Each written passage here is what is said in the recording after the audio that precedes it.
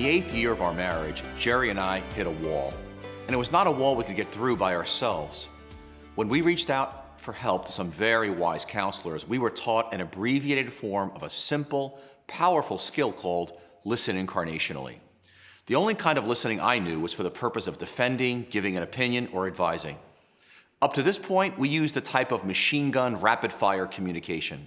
We finished each other's sentences and didn't have a problem interrupting each other. Listening incarnationally was such a revolutionary experience that it changed not just our marriage, but our relationships with our children, our family and friends, our neighbors, and of course, our church. Everything. The reason this happened is because this type of listening matured our ability to love. David Augsburger, a theologian, said it best. Being heard is so close to being loved that for the average person, they are almost indistinguishable. And Henry Nouwen said, from experience, you know that those who care for you become present to you. When they listen to you. When they speak, you know they speak to you. Their presence is a healing presence because they accept you on your terms, and they encourage you to take your own life seriously. The goal of this skill, listen incarnationally, is to listen at a heart level with empathy like Jesus, attuning to the words and nonverbal cues of another person. But since this skill involves speaking as well as listening, we need to talk briefly about how we speak to each other in the new family of Jesus as well. So let me ask you, how did the family you grew up in speak to one another? This is important because we tend to speak to others the way we were spoken to. For example, my family used sarcasm and had certain facial expressions and tones of voice that were often disrespectful. Since most communication comes through nonverbals, it's easy to understand that no matter what your words say, your heart comes through your tone, facial expressions, and body language. People are going to respond to nonverbals more than your words. In the new family of Jesus, we speak differently, and it's marked by 4 characteristics. We speak respectfully, honestly, clearly, and in a timely fashion. Let's take one at a time. We speak respectfully. To do that, you have to give thought to your words. You can't just blurt them out. Make sure you take the other person's feelings into consideration. Ephesians 4 says to speak in a way that makes it easy for your listener to hear your words. For example, instead of saying, "That's your idea? That's ridiculous," you can say respectfully, "That's your idea? Well, that's interesting. Help me understand it." Secondly, we speak honestly. This is a lot harder than it sounds. But the truth is, you have a right to your feelings and thoughts and to speak them. Instead of speaking dishonestly and saying, "I don't mind if you're late tonight," you say, "Yes, I would mind if you're late, and I'd really appreciate you home for dinner at 6 p.m. Thirdly, we speak clearly. No hinting, beating around the bush, or being too vague. For example, instead of vaguely saying, "You never cook," you can say, "I would really like you to cook 2 nights a week." Or rather than hinting with, "Are you busy on Friday?" you can clearly ask, "Would you be willing to give me a ride to the doctor's on Friday?" And finally, we speak timely. We are aware of when we or the other person are tired, irritated, or short on time. And if necessary, we wait for a better time. We like to summarize it this way. In the new family of Jesus, we do healthy speaking. We speak respectfully, honestly, clearly, and in a timely fashion. Think with me for a moment. In the last few days, when has your speech not been respectful, honest, clear, or timely? Imagine how you could have done it differently. Now let's think about listening together. As you can see on your screen, there is a picture of unhealthy togetherness. It's where we don't respect our differences, and it's hard to see where one person ends and another begins. In unhealthy togetherness, we want or expect the other person to think and feel the way we do about things. And when they don't, we feel threatened. No two human beings are alike. We all have different feelings, different thoughts, fears, and values. In this next picture of healthy togetherness, the individuals understand and respect each other's separateness. They allow one another to have their own thoughts, feelings, fears, and values. This is a critical foundation for being able to listen incarnationally. A key word to grasp listening incarnationally is the word attunement. Attunement means not just listening to someone's words, but their nonverbals, things like their eyes, facial expressions, their tone of voice, tears, body posture, and the intensity of their words. When we are attuned to a person's words and body language, they feel felt by us. Attunement helps us sift through the facts to get to the feelings. Most of us have been trained to listen simply for information or facts. This kind of listening is different. The prize here is emotional connection, not information. God wired us to receive love by having significant others attune to us. The incarnation of Jesus serves as a beautiful model for this kind of listening. Jesus left his world, he entered our world, he held on to himself, remaining fully God as he became fully human, and then Jesus hung between two worlds. And so in the same way as we listen, we leave our world.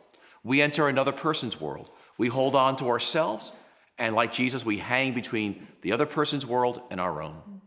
Now we want to show you a couple of wrong models and then a right model of listening incarnationally.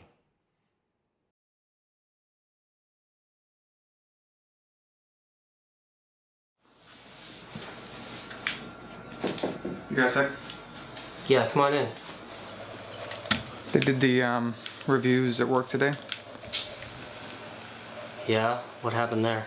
I got an overall performance. I'm below 2% below average on overall performance. And you know the marketing project they had me working on last week? Yeah, the one you were working on? They wound up canceling it because they said it wasn't fully developed. So at what point do you just say, this isn't the job I'm supposed to be at? At what point do you say, it's time to move on? Yeah, I would say follow your heart, I mean, I don't want to throw away 3 years of my life because I feel like it's, it's difficult, but I also don't want to stay in something where maybe this isn't where I'm supposed to be, Well, you should take your vacation days before you quit. That might be a good idea. Okay. Hey, grab me a Coke, would you?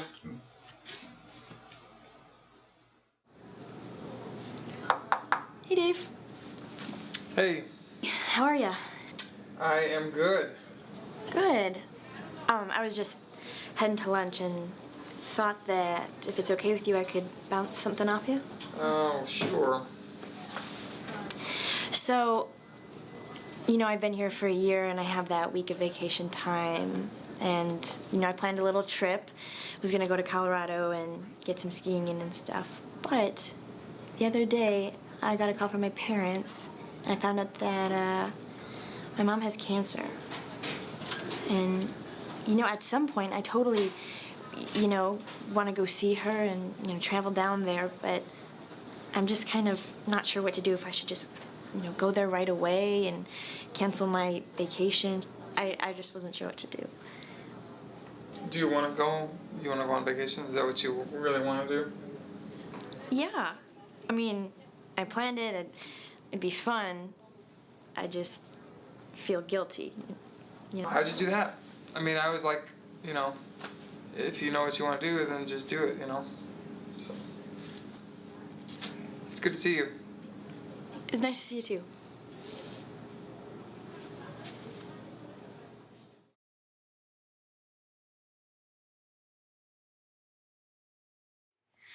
So I was hoping that you would do incarnational listening with me today. I'd love to. So the greatest thing impacting me right now is I just found out some really good news today. Okay, so something good has happened that's impacting you. Yes. And so I got into this program with one of the top firms on Wall Street, and it's designed for small businesses run by Warren Buffett. So the good news is that you got into a program sponsored by people on Wall Street and Warren Buffett Yes. that helps small businesses. Yes. Okay. So it basically has three components to it. It has an educational component to it. It has a mentorship component to it, as well as access to money. Okay, and this program has education, mentorship, and funding components. Right. And it was designed with small businesses in mind to help small businesses grow their business. Okay, so, and it's designed specifically for people like you that have small businesses to help grow their businesses. That's right. Towards the end of the interview, I was like, I got to do something. So I basically just went out on a limb and basically said, you guys have to choose me. I really need this. Since I took over my father's small business, I feel like sometimes I don't know what I'm doing, or I'm not doing the right things. And I don't know if the other people here today need this, but I really need this. You have to choose me for this program. Wow, so you were really bold. I mean, you were really bold. I mean, you went out on a limb in that interview and you just directly said to them, because you really had nothing to lose, I need this. I'm trying to grow a small business and I really need this. I don't know if anybody else needs this, but I need this. Yes, and there was a kind of an immediate shift in tone. I realized that something came to memory from my undergraduate days at NYU. And so something changed in that realization about this program starting and that you being in it and somehow connected to a memory from NYU. Yeah, I was in undergraduate sociology class about the family, and I remember my first class, and they were using, she must have said 15 words, there were 15 syllables, and I just had to go in the hallway and go to the bathroom, and I was just sitting there with my hands on my head saying, like, what am I doing here? I'm in over my head, like, I'm in the wrong league, I don't belong here. Wow, so this program's triggering feelings you had in NYU when you really felt like you were in over your head. That was really a bad feeling. Yeah, I'm thinking like, I'm just having this fear of inadequacy, like, maybe I don't belong there. Let me give you an example. As I got a chance to meet some of the people from the program, they had amazing ideas, business ideas. Okay, so the other thing that it was hard for you to sort of take in is as you began to hear other people share their ideas for their businesses, and it sounds like it was intimidating because their ideas were really amazing. It was very intimidating. I had one gentleman, he made advanced robotic limbs, and they've done things that nobody has ever done with prosthetic limbs. Wow, so people like the guy with the robotic limbs. And there was another gentleman who trained Olympic athletes and was a professional athlete himself, and now trains all these athletes, and then there's me.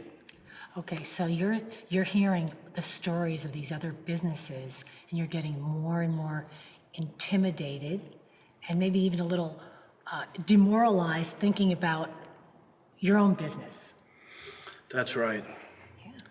Yeah, so I guess if I had to sum it up, I would say that I'm really excited and hopeful about this opportunity, but at the same time, it's an invitation to really be pushed out of my comfort zone and to a lot of hard work.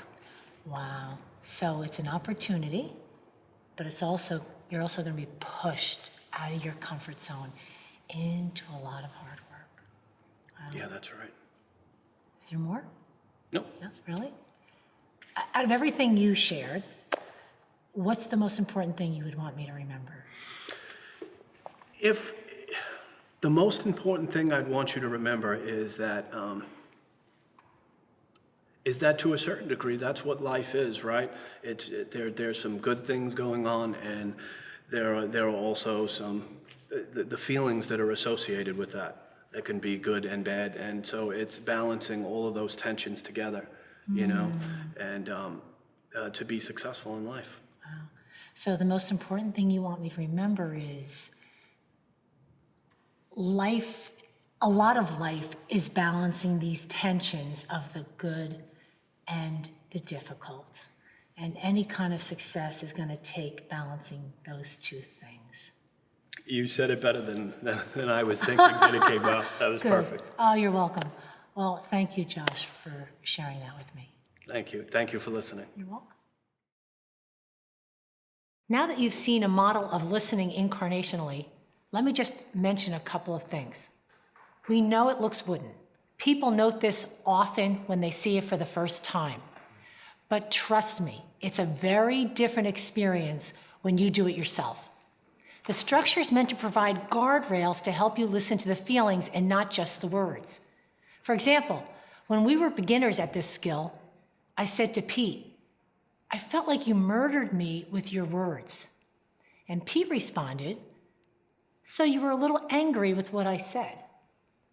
As you can see, he departed from the structure by changing my words and not feeling the hurt behind them. Following the structure keeps us honest and accurate. Also, listening didn't mean agreement. They weren't trying to solve a problem, but are only listening to empathize and for understanding. Problem solving is another skill. And by the way, research has shown 70% of problems can be solved through listening. That's really significant, so you really want to learn this skill. Notice how the listener didn't get defensive or take things personally. So here's what we would like you to do. In groups of 2, one of you will be the speaker and the other the listener. Then you'll switch. Here are the guidelines. You'll also find them in your workbook. As the listener, give the speaker your full attention. Don't be thinking about your rebuttal. Step into the speaker's shoes and feel what they are feeling.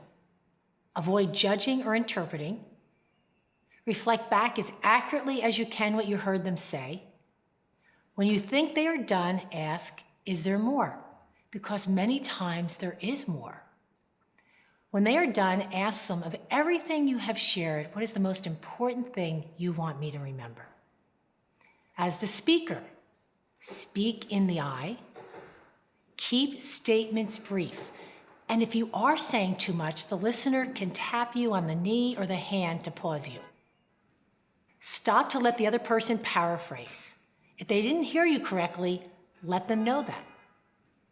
Include feelings. It's critical in this skill to be able to distinguish between thoughts and feelings. Many of us say things like, "I feel like going to the movies," or "I feel that children should go to school 12 months a year." But if you use the words like or that after "I feel," then you are not sharing a feeling, but a thought. I'm going to say that again. If you put the word like or that after the word feeling, you're not sharing a feeling, you're sharing a thought. The only word that ought to come after "I feel" is a feeling. I feel sad. I feel anxious. I feel excited. There's a sheet with feeling words in the appendix. Please use that and have it in front of you when you do this exercise. And remember, be honest, clear, and respectful. Now turn in your workbooks and follow the instructions.